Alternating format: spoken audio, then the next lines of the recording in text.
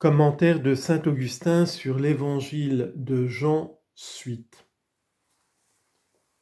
Je ne sais qui me répondra peut-être, mais ce Verbe, qui est-ce qui le pense ? Quand on dit le Verbe, ne va pas te former une grossière représentation et croire entendre les paroles que tu entends chaque jour. Un homme a dit telle parole, voici les paroles qu'il a prononcées, tu me les rapportes.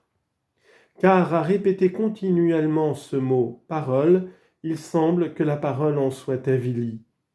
Aussi, quand tu entends « au commencement était le Verbe », ne t'imagine pas quelque chose d'ordinaire, semblable à ce qu'a coutume de rapporter la parole humaine, car écoute ce que tu dois penser, le Verbe était Dieu.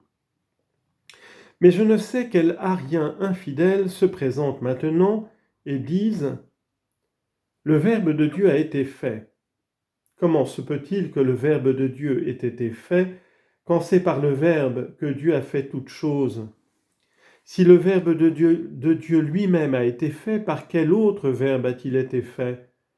Si tu dis qu'il est le Verbe d'un Verbe qui l'aurait fait, je le déclare, celui-ci est le Fils unique de Dieu. Si tu ne dis pas qu'il est le Verbe de Dieu, accorde donc que celui qui a fait toutes choses n'a pas lui-même été fait. Car il n'a pu être fait par lui-même celui par qui toutes choses ont été faites. Crois à l'évangéliste. Il pouvait dire « Au commencement Dieu a fait le Verbe », comme Moïse a dit « Au commencement Dieu a fait le ciel et la terre ». Pour continuer son énumération en ces termes, Dieu a dit que cela soit fait et cela a été fait. Si quelqu'un a parlé, qui a parlé ? Assurément Dieu. Et qu'est-ce qui a été fait ? Une créature. Entre Dieu qui a parlé et la créature qui a été faite, qu'est-ce qui se trouvait pour faire ce qui a été fait ? N'est-ce pas le Verbe, puisque Dieu a dit que cela soit fait et que cela a été fait ? Tel est le Verbe immuable. Quoique les choses muables aient été faites par le Verbe, lui, il demeure immuable. Ne va donc pas croire que celui par qui toutes choses ont été faites ait été fait lui-même, de peur de n'être pas refait par ce Verbe par qui toutes choses sont refaites. En effet, tu as déjà été fait par le Verbe, mais il faut qu'il te crée de nouveau. Or, si la foi relativement au Verbe n'est pas pure, tu ne pourras être refait par lui. Si tu as pu être fait par le Verbe, tu es pour toi-même une cause de déchéance, et si par toi-même tu ne peux que déchoir, daigne celui qui t'a fait te réparer encore. Si de toi-même tu ne peux que perdre, daigne celui qui t'a créé te rendre ta grandeur première. Mais comment te relèvera-t-il par son Verbe si tu ne penses pas bien de son Verbe ? L'évangéliste dit « Au commencement était le Verbe » et toi tu dis « Au commencement a été fait le Verbe ». Il dit « Toutes choses ont été faites par lui et selon toi le Verbe lui-même a été fait ». L'évangéliste pouvait dire « Au commencement a été fait le Verbe », mais qu'a-t-il dit ? « Au commencement était le Verbe ». S'il était, il n'a pas été fait pour que toutes choses fussent faites par lui et que sans lui rien ne fût fait. Si donc, le Verbe était au commencement, si le Verbe était en Dieu, et si le Verbe était Dieu, et que tu ne puisses comprendre ce qu'il est, attends que ton intelligence se développe. Il est l'aliment des forts, reçois le lait afin d'être nourri et de devenir assez fort pour supporter une alimentation solide. Quant à ce qui suit, toutes choses ont été faites par lui et sans lui rien n'a été fait. Prenez garde, mes frères, de le comprendre en ce sens que le néant serait quelque chose. En effet, pour plusieurs qui entendent mal cette parole, sans lui rien n'a été fait, c'est une habitude de penser que le néant est quelque chose. À coup sûr, le péché n'a pas été fait par lui. Aussi est-il manifeste que le péché est le rien et que les hommes tombent à rien quand ils pêchent. De même, les idoles n'ont point été faites par le Verbe, et il est écrit « Nous savons que les idoles sont rien ». 1 Corinthiens chapitre 8, verset 1.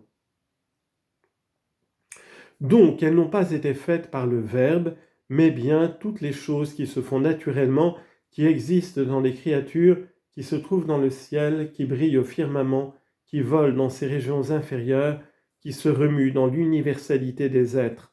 En un mot, toute créature, et pour mieux me faire comprendre, je dirais d'un seul mot, tout depuis l'ange jusqu'au vermisseau, tout a été fait par le Verbe. Parmi les créatures, y a-t-il rien de plus élevé que l'ange ? Dans l'échelle des êtres, y a-t-il rien de plus bas que le vermisseau ? Celui qui a fait l'ange a fait aussi le vermisseau, mais il a fait l'ange digne du ciel, et le vermisseau, il l'a fait pour la terre. En les créant, il les a mis à leur place. S'il avait placé le vermisseau au ciel, tu le lui reprocherais. Tu agirais de même s'il lui avait plu de tirer les anges d'une chair tombée en pourriture. Et cependant, Dieu le fait ou à peu de choses près, et il n'est pas répréhensible. Car tous les hommes nés de la chair, qui sont-ils sinon des vers de terre ? Et de ces vers, Dieu fait des anges. Car si le Seigneur dit de lui-même « Je suis ver et non pas homme » Psaume 21, verset 7, qui craindra de dire à son tour ce qui est écrit au livre de Job « Combien plus l'homme est-il de la pourriture et le Fils de l'homme un ver de terre » Job chapitre 25, verset 5. D'abord il a dit « L'homme est de la pourriture » et ensuite « Le Fils de l'homme est un ver de terre ». Voilà ce qu'a voulu devenir pour toi celui qui au commencement était le Verbe, et le Verbe en Dieu, et le Verbe Dieu. Pourquoi est-il devenu cela pour toi ? Afin de te donner à sucer du lait, puisque tu ne pouvais manger encore.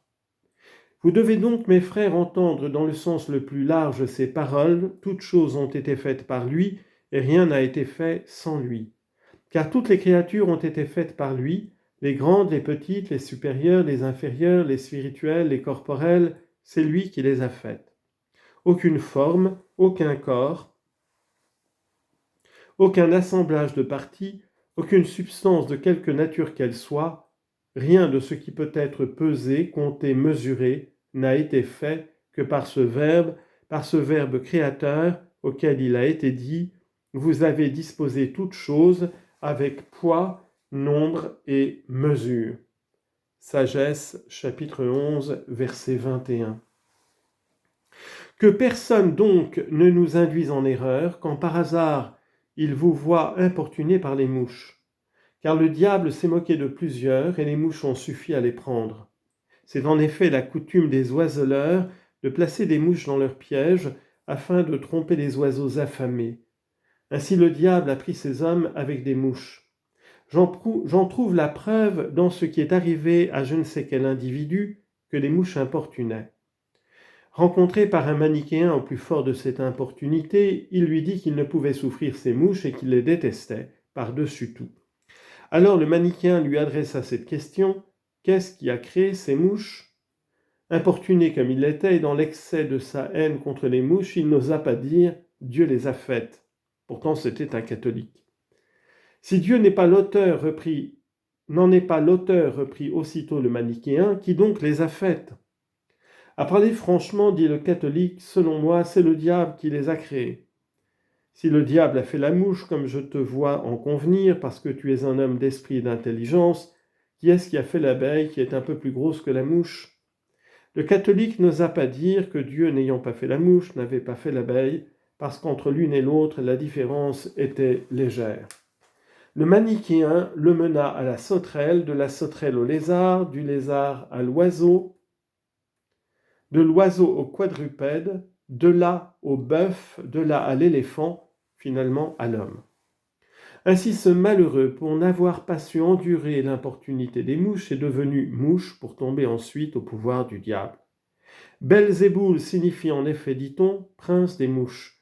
C'est d'elle qu'il est écrit « Les mouches mourantes détruisent la suavité du parfum ». Ecclésiaste, chapitre 10, verset 1.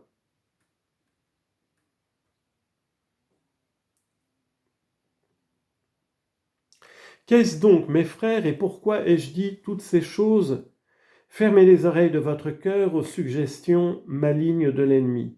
Comprenez que Dieu a fait toutes les créatures et qu'il a rangé chacune d'elles à sa place. Mais pourquoi avons-nous à souffrir de la part de ces créatures que Dieu a faites ? Est-ce parce que nous avons offensé Dieu ? Ces maux, est-ce que les anges les endurent ? nous aussi peut-être devrions-nous ne pas les avoir à craindre en cette vie. Ta peine, tu dois l'attribuer à ton péché et non à ton juge, car c'est à cause de notre orgueil que Dieu a tiré du néant cette créature si petite et si abjecte pour en faire l'instrument de notre supplice. Ainsi, au moment même où l'homme se laisse emporter à la superbe et se révolte contre Dieu, au moment où mortel il veut faire trembler d'autres mortels et méprise son semblable, au moment où il s'exalte, il se voit assujetti à une puce. Pourquoi donc te laisser enfler par l'orgueil humain ?